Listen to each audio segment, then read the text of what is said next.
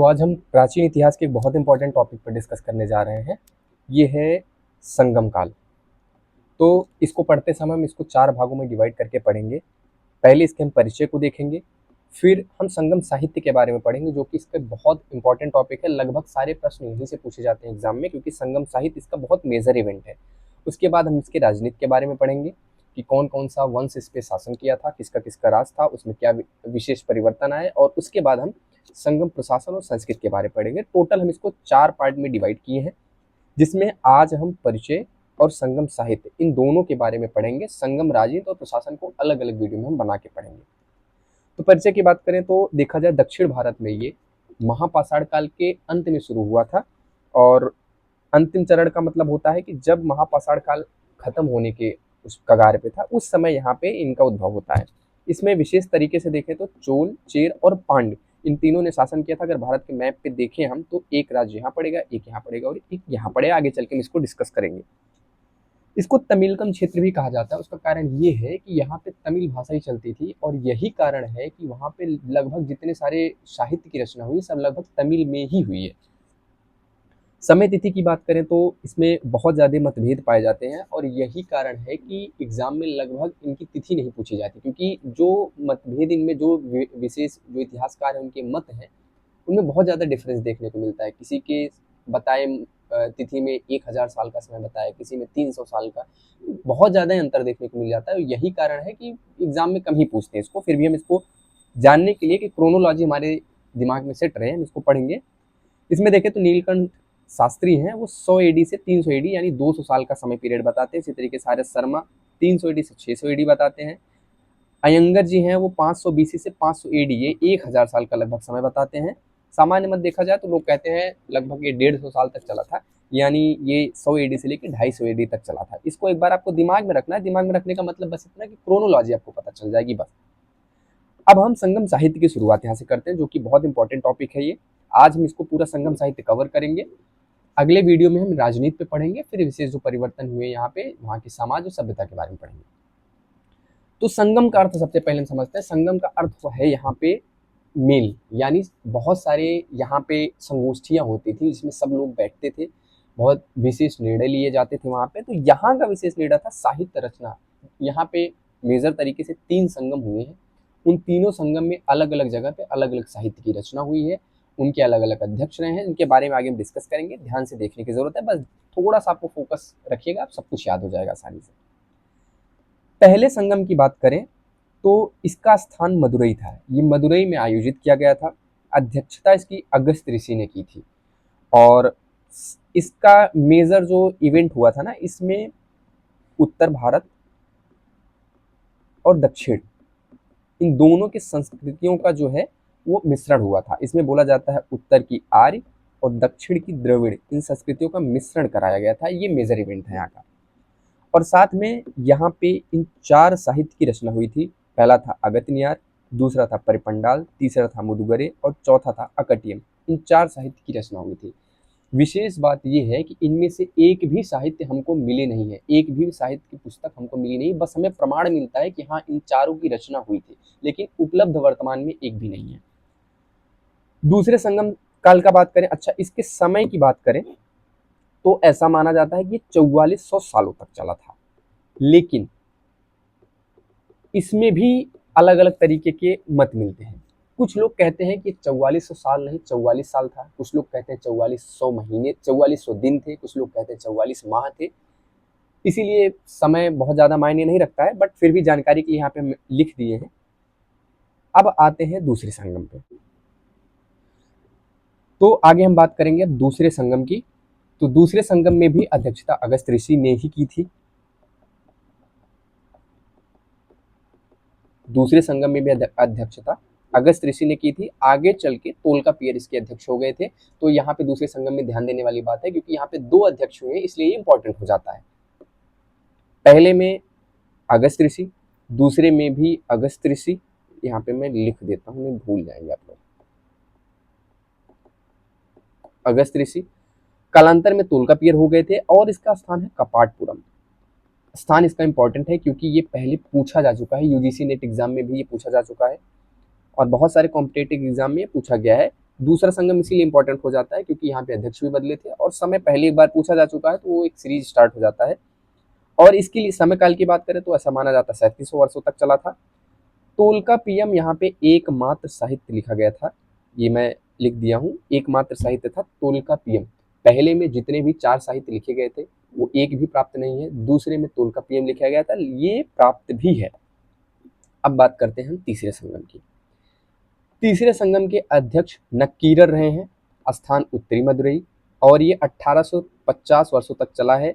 और तोल्कापियम को छोड़ के जो प्राप्त साहित्य हैं उसमें तोल्कापियम को छोड़ के जितने साहित्य संगम काल में रचे गए हैं वो तीसरे संगम में रचे गए हैं। बाकी जो साहित्य हैं वो संगमेत्तर साहित्य या उन्हें महाकाव्य काल कहा जाता है, वो अलग सालों में रचे गए हैं। संगम में लगभग बाकी जितने साहित्य हैं सब तीसरे संगम में लिखे गए हैं। पहले में अगस्त्यार, परिपंडाल, मधुगरे, अकटियम, ये 4 लिखे गए थे। नाम इनका थोड़ा सा टफ है लेकिन 3-4 बार आप लोग पढ़ेंगे तो याद हो जाएगा। आप इसको निमोनिक बना के भी याद कर सकते हैं, जैसे इसका एक मैं निमोनिक बनाया था, मैं लिख दे रहा हूँ, अगपरिमुदुयम, ये इसका मैंने निमोनिक बनाया था। अगपरिमुदुयम, अग से अगस्त्यार, परि से परिपंडाल, मुद से मुदुगरे और यम से अकटियम। जब इसको आप थोड़ा बहुत पढ़े रहेंगे ना तो ये निमोनिक से आपको याद हो जाएगा। यही तरीका होता है क्योंकि बहुत सारे नाम हैं तो ऐसे याद करने में भूल जाएंगे। निमोनिक से बहुत आसान होता है। आगे चल के मैं बहुत सारे ऐसे निमोनिक्स बनाया हूँ, आपको बताऊंगा। तो बहुत जो टफ नाम है, बहुत सारी क्रोनोलॉजी जो बहुत ज़्यादा हो जाती है नंबर्स में, याद नहीं होती है, वो आपको आसानी से याद हो जाएंगे।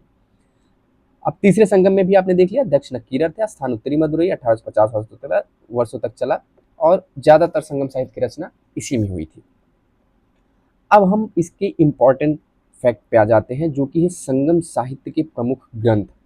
इनकी रचना, कौन कौन से ग्रंथ की रचना हुई थी, किसने किया था, उसका अंदर का मैटर क्या है। अब सबसे पहला जो कि अभी जस्ट हम पढ़े ना, दूसरे संगम में तोल्कापियम की रचना हुई थी। सबसे पुराना यही ग्रंथ माना जाता है संगम साहित्य का, तोल्कापियम, जो कि प्राप्त ग्रंथ है। इसकी रचना तोल्कापियम ने की थी, जो कि अध्यक्ष रह चुके हैं इसके। दूसरे संगम के परिवर्तित अध्यक्ष थे जो अगस्त ऋषि के बाद तोल्कापियर बने थे। यहाँ पे देखिए मैंने बताया था ना, अगस्त ऋषि थे पहले, उसके बाद तोल्कापियर बन गए। इन्होंने ही इसकी रचना की थी आगे चल के तोल्कापियम की। इसके 3 भाग हैं, एक है इलुथु, दूसरा है मौल और तीसरा है पौरुल। इलुथु, मौल और पौरुल, ये 3 भाग हैं। इनमें जो ये 2 भाग हैं, ये इन 2 भागों को कहा जाता है, इसमें व्याकरण भाग इनको कहा जाता है। इसमें शब्द उद्भवाद के बारे में बताया गया है, इन्हें व्याकरण भाग कहा जाता है। और पौरुल जो है इसे, इसमें पुरुषार्थ के बारे में बताया गया है, विवाह के बारे में बताया गया है। तो इसके मुख्य 3 भाग हैं। और हाँ, ये जो इनका वर्णन हुआ है वो सूत्र शैली में लिखा गया है, जिसे कौव शैली भी कहा जाता है, कौव लेखन शैली भी कहा जाता है, सूत्र शैली में लिखा गया है तोल्कापियम। अब दूसरे साहित्य पे आ जाते हैं, वो है पत्थुपात। अब इनमें मुख्य रूप से 10 पदों का संकलन हुआ है, लेकिन सारे इंपॉर्टेंट नहीं है। जो इंपॉर्टेंट हैं, जो एग्जाम में पूछे गए पीवाईक्यू बेसिस पे, जो मुझे एग्जाम में मिले हैं, उनका यहाँ पे मैं लिख दिया हूँ। तो थोड़ा सा आप ध्यान देंगे, 2-3 बार पढ़ेंगे, वो आपको याद हो जाएगा। अब इसमें पहला जो है वो है नेडुन वाडे, ये नक्कीरर द्वारा लिखा गया था। इसमें नेडुन जैलियन और उसकी रानी के बारे में लिखा गया है। नेडुन जैलियन एक राजा थे, आगे चल के इनका हम जिक्र करेंगे, इसको पढ़ाएंगे तो आपको रिकॉल करवाएंगे, वहाँ पे नेडुन जैलियन के बारे में पूछेंगे तो आपको याद आ जाएगा फिर से। यही चीज़ें हम जो आगे से पीछे लिंक करेंगे, आगे चल के जब हम पढ़ेंगे ना तो हम पीछे बताएंगे कि देखिए वहाँ पे नेडुन जैलियन का जिक्र किया गया था। तो ये है नेडुन जैलियन और उनकी रानी के बारे में इसमें वर्णन किया गया है। दूसरा है मदुरई कांची, मरुदनार ने इसको लिखा था। नेडुन जैलियन शासक के बारे में इसमें भी लिखा गया है। तीसरा जो है पट्टिनपाले है, ये रुद्रकनार की रचना है। यहाँ पे कावेरी पट्टनम के बारे में लिखा गया है, जिसे पुहार भी कहा जाता है। ये भी पीवाईक्यू रहा है कि पुहार जो है वो किस जगह को कहा जाता है, ये पीवाईक्यू रह चुका है। पुहार नाम देके पूछा है कि कावेरी पट्टनम, उसमें ऑप्शन देगा, कावेरी पट्टनम दे देगा, मदुरई दे देगा, उसमें पूछा है कि पुहार किसे कहा जाता है। अच्छा, ये चोल राजा थे करिकाल, उनके समय में लिखा गया था। और ऐसा माना जाता है कि जो रुद्रकनार ने पट्टनपाली की रचना की थी कावेरी पट्टनम में, इसमें माना गया कि हर एक दोहे पे या हर एक उसकी जो पोएम लिखते थे वो, उस पर 16,000 मुद्राएं दी जाती थी। तो अब ये सी बात है, ये उनकी गुणगान ही होंगे। तो ये पट्टनपाले रहा। और चौथा हो गया तिरुमरुगा, तिरुमरुगा तुर्पदय इसका पूरा नाम है। इसको मरुगा पद भी कह के याद किया जा सकता है, इसको मैं लिख दे रहा हूँ, मरुगा पद। यहाँ के नाम है जो ना, थोड़े से उल्टे पुल्टे हैं तो उनको याद करने का तरीका, अब मरुआ पद से आपको तिरमरुआ त्रिपदय याद आ जाएगा, अगर ऑप्शन वगैरह में रहेगा तो याद आ जाएगा। पत्तुपात का पहला भाग है ये जो पत्तुपात है ना, इसका मेन जो ग्रंथ है उसमें 10 पद अभी जैसे मैं बताया ना, तो उसका पहला भाग है ये तिरमरुआ पत्तुपदय। इसमें मरुगन की स्तुति के बारे में मतलब स्तुति की बताई गई है। जैसे मरुगन जो दक्षिण भारत के एक देवता रहे हैं, उनकी स्तुति इसमें है। स्तुति मतलब गीत गायन, ये सारी चीजें हैं इसमें। तीसरा जो है वो है इत्तुतोकय, इसके 8 पद गीत संग्रह दिए गए हैं। इसमें 3 जो इंपॉर्टेंट है उसको हमने लिख दिया है। एक है आहनानुरू, दूसरा है पुरुनानुरू और तीसरा है परिपादल। आहनानुरू, पुरुनानुरू और परिपादल। इसमें आहनानुरू में देखें तो मौर्य और नंद वंश की जानकारी मिलती है, और इस पूरे आहनानुरू का जो संकलन है वो रुद्र समण ने किया था। तो ये याद करने वाली बात इसलिए हो जाती है क्योंकि नंद और मौर्य वंश की जानकारी देते हैं, तो कभी भी एग्जाम में कहीं भी पूछा जा सकता है। चौथा साहित्य है पेदनक नक्कु साहित्य। इसके 2 भाग मिलते हैं, एक मेलकनक मिलता है और दूसरा किल्कनक मिलता है। मेलकनक को मुख्य ग्रंथ बोला जाता है और किल्कनक को लघु ग्रंथ बोला जाता है। इसे दीर्घ ग्रंथ भी बोला जाता है, और इसमें आख्यान वगैरह दिया गया है। ये उपदेशात्मक है। आख्यान का मतलब इसमें वीर गाथाएं। उपदेशात्मक मतलब इसमें उपदेश वगैरह है कि किस तरीके से आपको चलना चाहिए, सारी चीजें हैं। तो इसमें टोटल 4 साहित्य हमने देखा।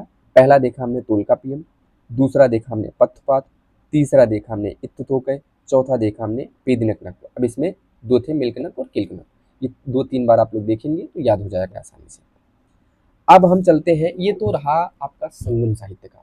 अब कुछ रचनाएं ऐसी हैं, कुछ काव्य महाकाव्य ऐसे भी हैं कि जो संगम काल के बाद में रचे गए, लेकिन उसमें संगम काल की जानकारी मिलती है, तो उसे संगमेत्तर साहित्य भी बोला जाता है। जैसे ये रहा, इन्हें महाकाव्य काल भी कहा जाता है, संगमेत्तर साहित्य कहा जाता है। इसमें मुख्य रूप से देखा जाए तो 5 महाकाव्य लिखे गए थे। पहला है शिल्पदिकारम, दूसरा है मणिमेखलई, तीसरा है जीवक चिंतामणि, चौथा है कुंडलकेसी और 5वां है वलयपति। अब पहला है शिल्पदिकारम। शिल्पदिकारम का मतलब होता है सोने का पायल, या नूपुर भी कहीं कहीं देखने को मिल जाता है। तो इसके पीछे की एक दंत कथा है, कहानी है। इसे पहले हम समझ लेते हैं। इसे हम कहते हैं तमिल साहित्य का इलियड, और आगे ये जो मणिमेखलई है इसे हम तमिल साहित्य का ओडिसी कहते हैं। इलियड ओडिसी के बारे में तो आप लोग जानते होंगे। तो शिल्पदिकारम को तमिल साहित्य का इलियड कहते हैं। महोंडले ने इन्हें कहा है इलियड, और रचना इनकी इलिंगो ऑडिगल ने की थी। ये चेरवंशी शासक थे, इन्होंने इसकी रचना की है। इसमें कोवलिन और कन्नगी और माधवी की कहानी है। नेडुल जैनियल राज्य के राजा थे, उनकी कहानी है। अब कहानी में ये बताया गया है कि कोवलिन थे, कोवलिन की पत्नी थी कन्नगी, ये दोनों दंपति थे। कोवलिन का प्रेम जो है ना माधवी के प्रति बढ़ गया था। माधवी एक नगर वधू थी, और ये क्या किए, कन्नगी की छोड़ के माधवी के पास चले गए। तो कोवलिन एक व्यापारी थे, बहुत अमीर व्यापारी थे, लेकिन माधवी के चक्कर में ये अपना सारा धन धान्य लुटा दिए, और बाद में माधवी ने भी इनसे अपना व्यवहार हटा लिया और इनको मना कर दिया कि नहीं, हम साथ में नहीं रह सकते।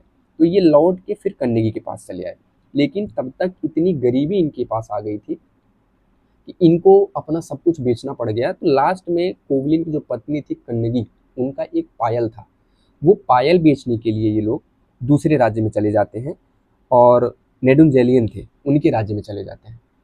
तो होता क्या है कि उस समय वैसा ही पायल रानी का था, वहाँ की जो महारानी थी नेडुंजेलियन की जो पत्नी थी, उनका भी वैसा ही पायल था। और ऐसा जब उन्होंने देखा कि वही पायल लेके ये घूम रहे हैं, तो इनके ऊपर चोरी का इल्ज़ाम लगा देते हैं और कोवलिन को फांसी चढ़ा देते हैं कि पायल चोरी की। लेकिन बाद में पता चलता है कि रानी का पायल तो वही था, रानी का पायल चोरी नहीं हुआ था, बल्कि उसी तरीके का पायल कन्नगी के पास था। तो क्योंकि नेडुंजेलियन ने इनको फांसी दे दी थी, तो वो ग्लानि में मर गए बिल्कुल। कन्नगी लौट के अपने राज्य में आई और वो अपना सती को प्राप्त हुई, और जो माधवी थी, माधवी बौद्ध धारण कर ली। अब माधवी की कहानी जहाँ से खत्म होती है, वहीं से मणिमेखलई में कहानी आगे शुरू होती है। तमिल साहित्य का ओडिसी कहा जाता है। शिल्पदिकारम की समाप्ति से शुरुआत, ये मैंने लिखा हुआ है कि शिल्पदिकारम की जहाँ से समाप्ति होती है कि कन्नगी सती धारण कर लेती हैं, सतीत्व को प्राप्त होती हैं, कोवलिन को फांसी हो जाती है, नेडुंजेलियन मर जाते हैं। ये गर्भ धारण करती है माधवी कोवलिन से, और उनकी एक बेटी होती है।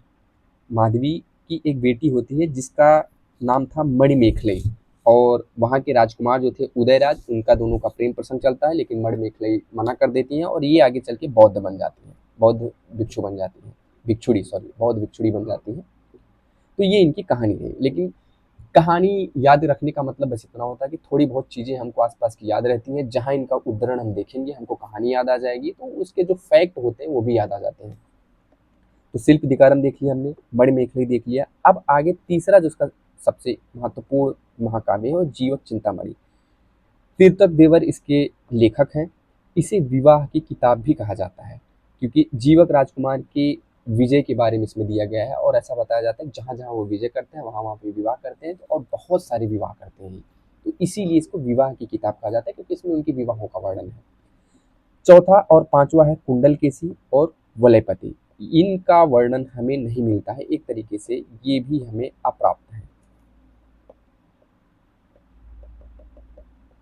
तो मुख्य रूप से अगर हम संगम साहित्य की बात करें तो ये हमारा एक विवरण हो गया, जिसमें हमने समय काल देखा।